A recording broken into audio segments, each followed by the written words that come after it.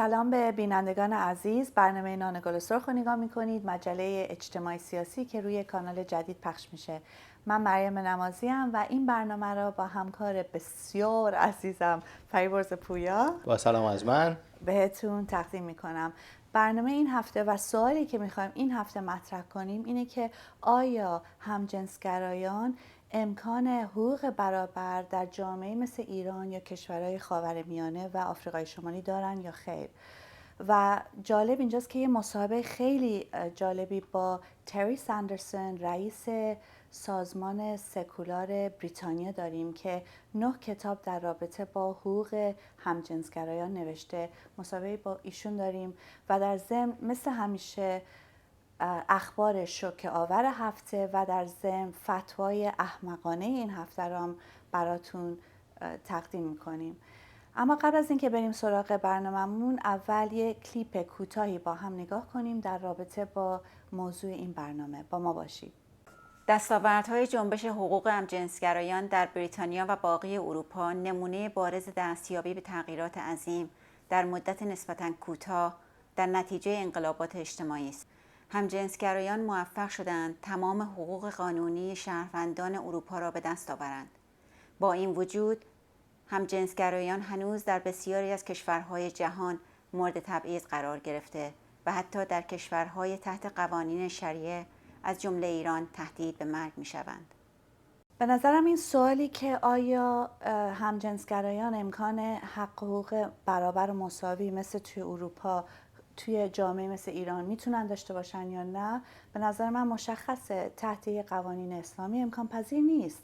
به خاطر اینکه وقتی هم تو اروپا نگاه میکنیم یا توی بریتانیا برای مثال که مصاحبه کننده‌ای که باش مصاحبه کردیم بعداً بیشتر مطرح میکنه، میبینیم که هر چقدر حق و حقوق همجنسگرایان، زنان، اقلیت‌های مذهبی، آزاداندیشان، آتیسا هر چقدر بیشتر حق و حقوق داشتن، این مترادف بوده با سکولاریزه شدن جامعه. یعنی یه دولت یا قوانین اسلامی اجازه نمیده یا مذهبی اجازه نمیده که همجنسگرایان حق و حقوق برابر داشته باشن.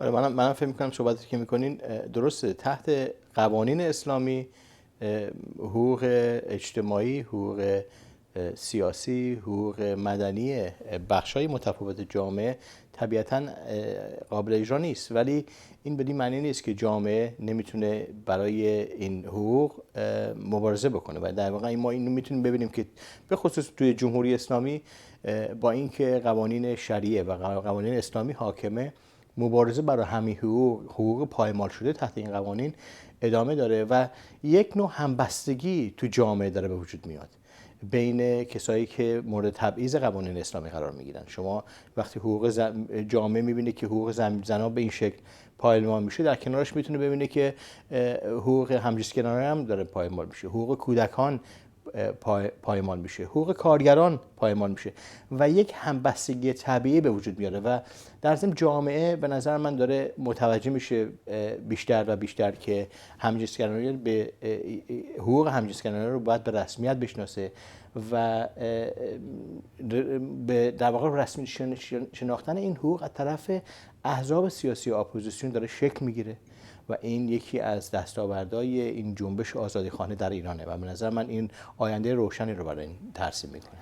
یعنی دقیقاً حتی توی جامعه مثل ایران خب وقتی وضعیت زنان رو نگاه میکنیم میبینیم در این حال زنانی هستن که میان بی‌حجاب میشن و علیه اعدام مبارزه هست، مبارزات مختلفی هست که این محدودیت‌های قانون و قوانین اسلامی رو عقب میندازه، روش فشار میذاره و اینم در رابطه با حقوق همجنسگرایان هم میشه دید. یعنی واقعا تعداد زیادی همجنسگرا تو ایران هست. میدونیم که چند وقت پیش محمود احمدی نژاد گفته بود که هیچ همجنسگرایی تو ایران وجود نداره، ولی خب مشخصه که اینطور نیست. همجنسگرایان همه جای دنیا وجود دارن.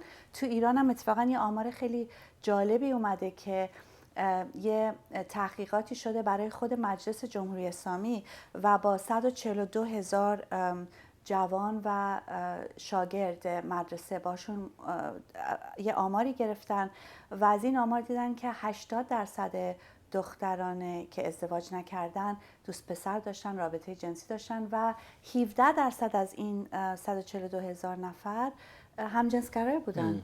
خیلی جالبه به نظر من. خود جمهوری اسلامی هم نمیتونه این رو رد بکنه و نشون میده با اینکه علاوه قانونی نمیتونه قبول بکنه حرفا، ولی واقعیت جامعه ایران رو نمیتونه رد کنه. ولی یه مسئله مهم به نظر من اینه که حقوق همجنسگرایان خیلی رابطه مستقیمی با حقوق زنان داره، به خاطر اینکه کنترل همجنسگرایی تو هر جامعه‌ای دخالت توی وضعیت جنسیت آدمه و جنبش زنان باید توجه خیلی خاصی رو به نظر من، یا جنبش عمومی برای حقوق جامعه باید توجه خاصی به حقوق همجنسگرایان بکنه و بدون این رسمیت شناختن این حق جامعه نمیتونه راحت آزاد باشه. نظر شما در این رابطه با چیه؟ الان بریم پای صحبت تری ساندرسن، یه مصاحبه واقعا خیلی قشنگی باش داریم در رابطه نه فقط مثلا نیاز جدایی مذهب از دولت برای به دست آوردن حقوق برابر برای همجنسگرایان، بلکه چطوری کسی که همجنسگراست میتونه زندگی خوبی داشته باشه، زندگی خوشبختی داشته باشه و مادر پدرها چجوری میتونن به بچه هاشون که همجنسگران چه رابطه باید باشون داشته باشن.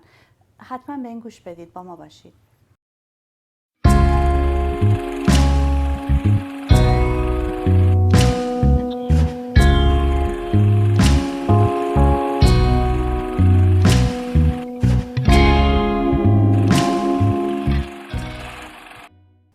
Hello, Terry Sanderson. Welcome to our program. Hello. It's a great pleasure to have you, and especially with the wonderful work you do with the National Secular Society, an organization which I personally am in love with, particularly given the fact that it's well known for being a bulldog and very often aggressive. What's your point of view on people who say that? Well, we're not aggressive. We're very rational. I mean, aggressive seems to suggest that you're out of control, but all our campaigns are actually very carefully thought through.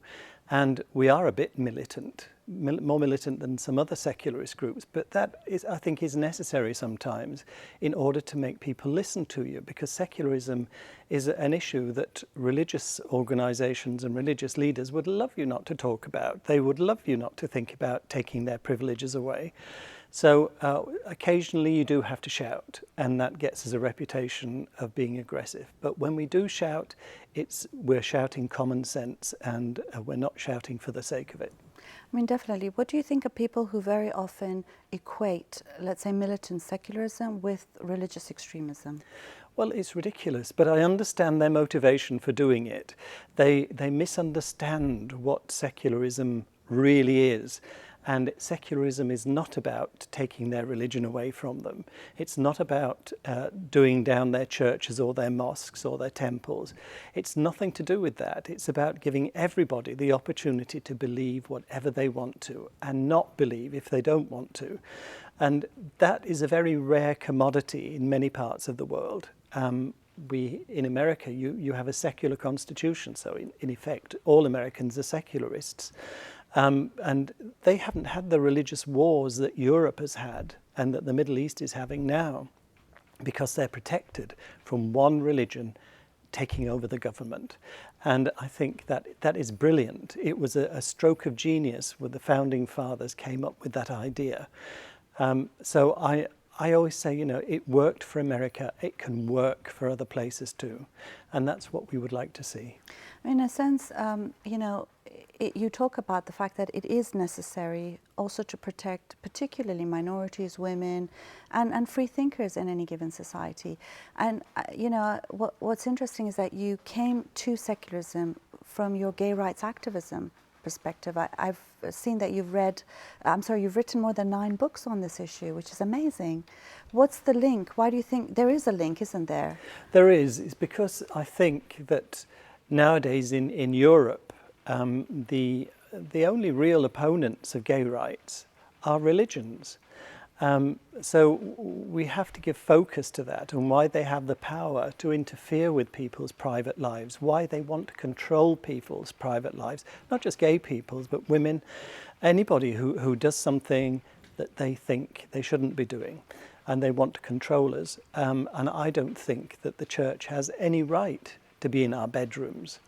That's why I'm a secularist, because that's just one aspect of secularism, but it's an important one because churches just love trying to control you. I mean, one of the books you read, which I found very interesting, is the one that's titled "The Happy Homosexual." How to be a happy homosexual. How to be a happy homosexual, exactly. And in it, you have some interesting advice and information for people. And obviously, a lot of our viewers are going to be in Iran, but I'd like you to go through some of them. One was the issue of not being invisible, how that really helps someone. Yeah, I wrote that book originally at the very beginning of the gay rights movement back in the early 70s, when it was very difficult for people to be honest about who they were. Homosexuality had only just been decriminalised in Britain, so people were still very wary about being open about it. But a movement formed about young people who were fed up with having to hide, fed up with being denied the right to be who they were and to love how they wanted to love. And this movement grew and became so effective. It was just, I mean, what has happened in the 30, 40 years since that movement first emerged is that we've won everything. In Britain, we have everything that everybody else has. Gays are now completely legally recognised. There are still some people who don't like the idea, still some people who are homophobic. We'll never get rid of that. There are people who've got prejudices about all kinds of things. So I'm not bothered, really, that there are some people who don't like gay people. But I do think that it's important for the mental health of gay people that they are able to live their lives fully. And if that means having a partner of the same sex, I think they should be entitled to do that. Fortunately, we've won that argument, and now gay marriage is available, not only here, but all across Europe and in some states of America too. So we have this wonderful progress that's been made over those 40 years, quite incredible. When I started out in the gay rights movement in the 1970s, I would have put a bet on, I put my life savings on a bet that we would not achieve gay marriage in my lifetime. And look how it hasn't been that long when you think about it, isn't it? For such a social revolution, it's been achieved in a very short time. But there we are. It's because it was just. And the churches and the mosques resisted every step of the way. They tried to defeat every legal reform that was brought to Parliament. They failed ultimately. They succeeded on occasions, they won battles, but ultimately we won the war. And I think that is an example that secularists can now take to heart. Social change is possible. Yeah, I mean, it's interesting. There's a million questions that are coming to mind right now. If I can just focus on this issue for a second, I mean, what sorts of things do you think could translate in countries like the Middle East and North Africa, where, homosexuality is considered a crime, it's punishable by death in some instances? I know they're not obviously very similar situations, but I'm sure there are some lessons that can be learned and taught. Yeah, there are, and unfortunately, there's no easy way around it. Somebody's got to be brave and take the first steps. And I know that they are beginning to do that in Iran, that you have a nascent gay movement beginning to emerge. But it's very difficult because it's a different culture. It's a culture dominated by religion, a disapproving religion, a lethal religion for some gay people.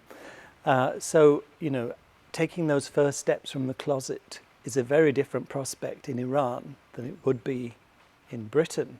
When I did it for the first time in 1969, it was relatively easy.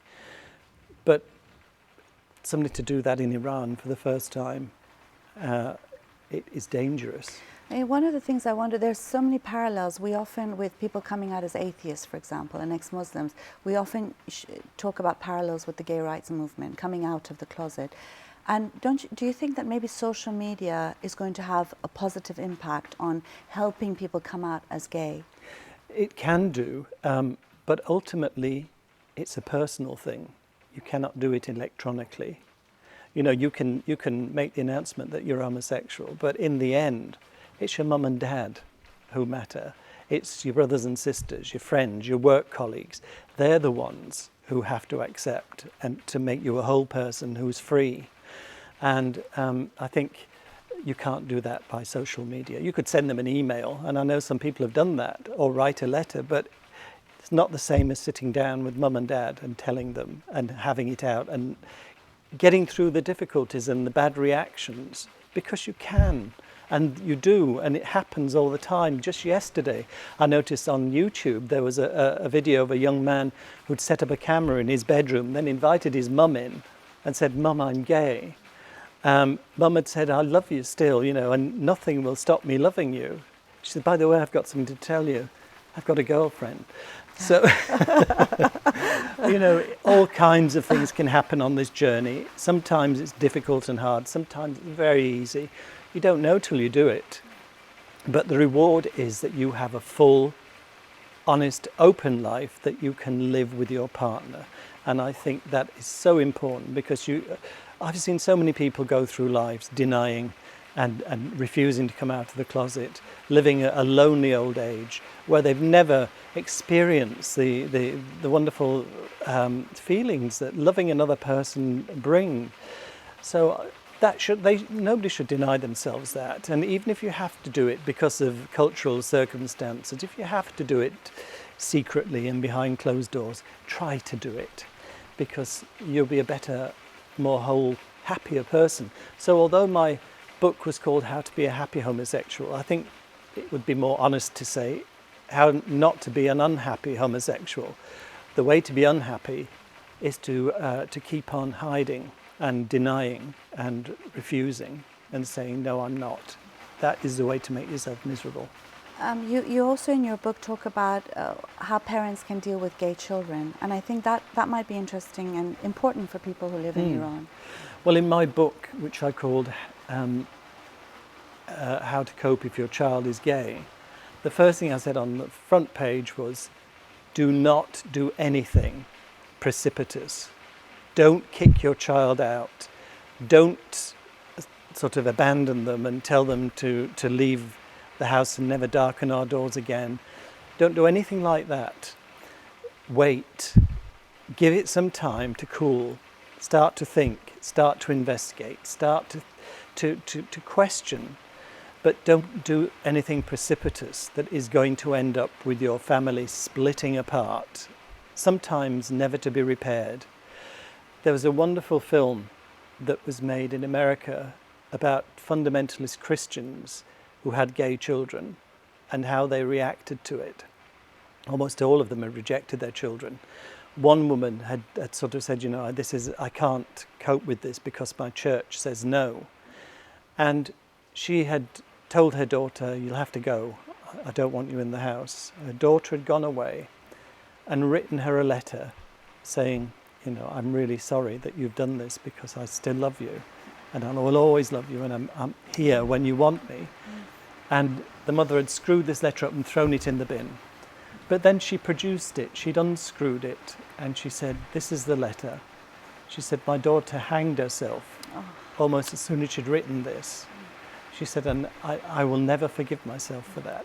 So don't do anything that is going to maybe provoke some tragic circumstance. Wait, you still love your kid. It may be not quite the kid you thought you had, but he's still there, or she's still there, and you can still love them, but you have to work through it, and sometimes it's hard work. Sometimes it's full of ignorance, misinformation, people telling you the wrong thing. Find out for yourself, and find out through your child, because you want to go on loving. You don't want to hate people. That's no way to live.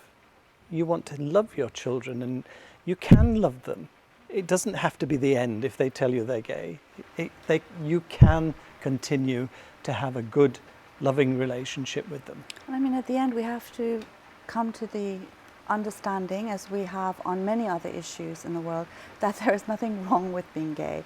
I mean, what do you think about these attempts at converting gay people? And yeah, I mean, again, it's religion. Religion doesn't want gay people to exist, so it tries to make them not exist. It pretends that it can pray people out or counsel them out of their sexual orientation. It's ridiculous. They can't. They cannot do it. And it's failed over and over again. And in fact, some of the leaders of the ex-gay movement in America, where all this originated, have come out now and said, no, it doesn't work. And I want to apologize to all the people we've tortured over the years, trying to persuade them out of their sexuality, making them feel even more guilty about it, making them miserable.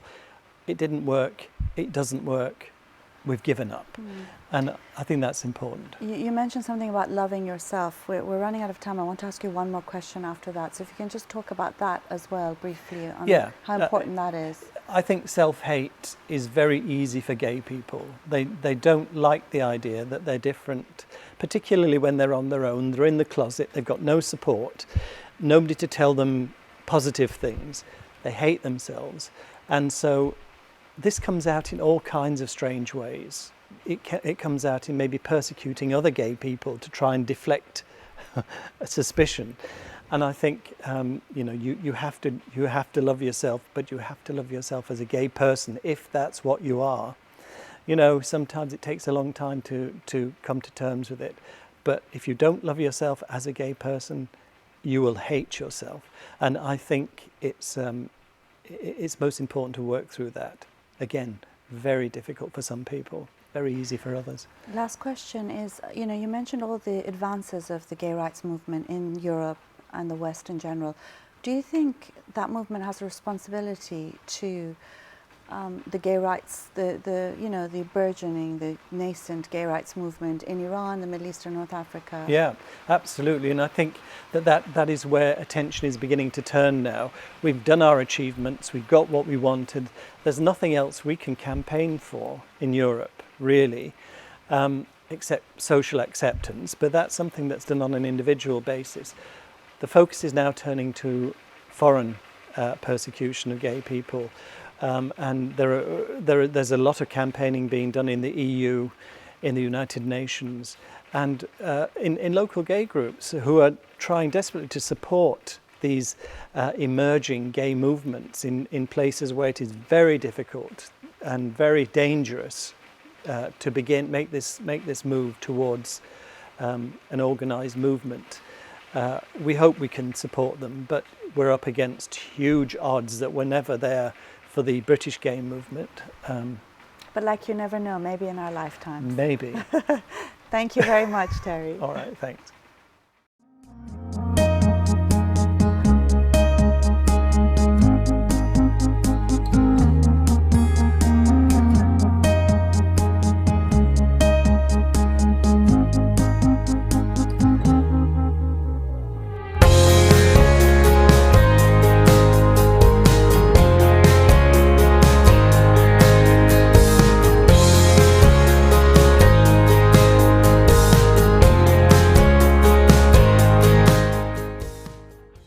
امیدوارم از این مصاحبه خوشتون اومده باشه. تری ساندرسن واقعا مسائل خیلی مهمی رو مطرح میکنه. یکیش مسئله همین که ارتباطی که و رابطه و حمایتی که باید ما از همجنسگرایان نشون بدیم و در ضمن خود همجنسگرایان چه نیازی وجود داره که خود به رسمیت بشناسن جنسیت خودشونو و در ضمن دوستان و آشنایشون چجوری باید حمایت کنن از کسی که هستن. این خیلی کمک میکنه برای اینکه یه نفر بتونه واقعا زندگی انسانی تری داشته باشه، حتی تحت قوانین اسلامی. آره، به نظر من خیلی مسئله جالبی رو و مصاحبه خیلی جالب بود. به نظر من باید به تری ساندرسن تبریک گفت برای این مصاحبه خیلی گرم و آگاهگرانه‌ای. به نظر من مسائل مطرح کرد به شدت انسانی و نشون داد که رابطه بین جامعه و حقوق همجنسگرایان چقدر اهمیت داره. به چه زبان ساده و زیبایی به نظر من اینو ترسیم کرد. یه نکته برای من حائز اهمیت بود وقتی مثال میزنه و میگه که مادر یا پدری که فهمیدن بچهشون همجنسگراست و این خبر رو شنیدن چطوری نباید طرد بکنن، باید صبر کنن، فکر بکنن و در واقع یک آغوششون رو باز کنن به خاطر اینکه بچه خودشون رو بشناسن، به رسمیت بشناسن و چه روابط انسانی میتونه وجود داره. به نظر من مصاحبه ساندرسن یکی از زیباترین مصاحبه بوده که من در مورد حقوق همجنسگرایان شنیدم. یه مسئله مهم دیگه هم که مطرح میکنه، یعنی خیلی جالبه، میگه که مثلا فکر نمیکرده توی زندگی خودش بتونه این نوع حق و حقوق رو توی اروپا ببینه. یعنی میگفت اگر همه پولام هم شرط میکردم فکر نمیکردم که به چنین موقعیتی برسیم که همه حقوق برابر داریم الان توی جامعه مثل انگلیس. ولی خب مشخصه که این واقعیت برای خیلی‌ها توی سطح دنیا وجود نداره و اهمیت این که جنبش همجنسگرایان توی غرب که دفاع کنن از جنبش همجنسگرایی در ایران و خاور میانه و غیره، و در ضمن نقش مهمی که همه ما میتونیم ایفا کنیم در دفاع از این حق واقعا پایه‌ای و انسانی. به پایان این بخش بحثمون رسیدیم. حتما نظرات خودتون رو برامون بفرستین، چون میدونیم که خیلی ها هستن که من خونده بودم یه مقاله که الان واقعا کسی نیست تو ایران که یه دوست یا آشنایی نداشته باشه که همجنسگراست و ندونه که اینطوریه، و خیلی ها الان بیشتر آگاهن روی این مسئله و اهمیت این موضوع رو میشناسن. حتما اتفاقاتی که برای خودتون افتاده و یا نظراتتون رو در این مورد برامون بفرستین، با همون تماس بگیرین. خیلی مشتاق شنیدن از شما هستیم. اما بریم الان به سراغ اخبار واقعا شوکه آور این هفته که مسلم زیاده.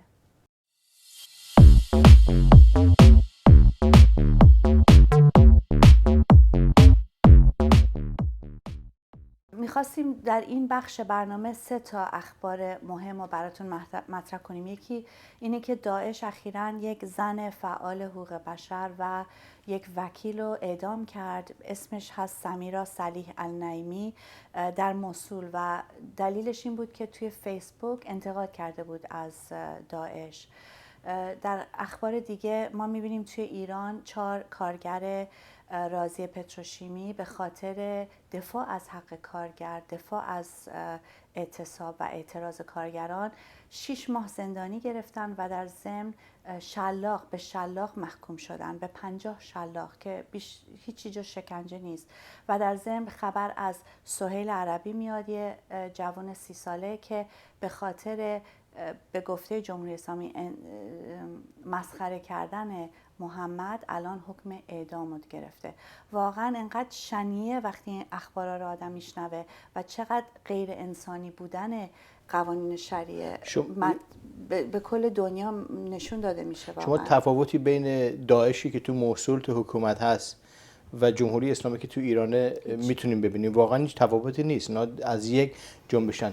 ولی شلاق زدن کارگرا منو به یاد برده هایی بود که توی آمریکا قبل از انقلاب توی آمریکا که وقتی توی مزارع کار میکردن یا در میرفتن اعتراض میکردن به شرایطشون، صاحب برده‌دارا میوردن توی به شکل علنی اینا رو جلوی برده های دیگه شلاق میزدن که درس بهشون یاد بدن.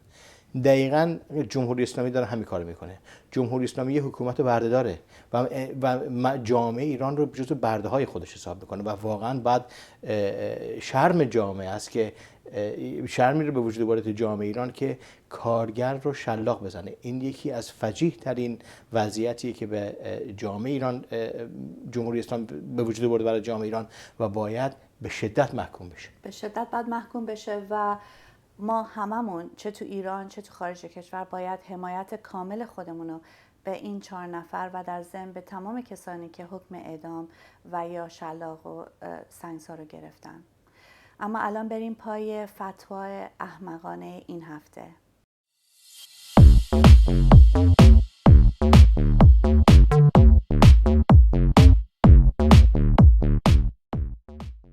در فتوای احمقانه این هفته این دفعه از مصر و یکی از رهبران سلفیستا که ملام هست یه فتوا داده، اسمش از یاسر برهامی و گفته که اگر یک مرد جونش در خطر خواهد افتاد، اگر که بره سعی کنه همسری که داره بهش تجاوز میشه بره سعی کنه کمکش کنه، بهتر این کارو نکنه، چون فرق زیادی با اینکه جیبشو بدزدن نداره.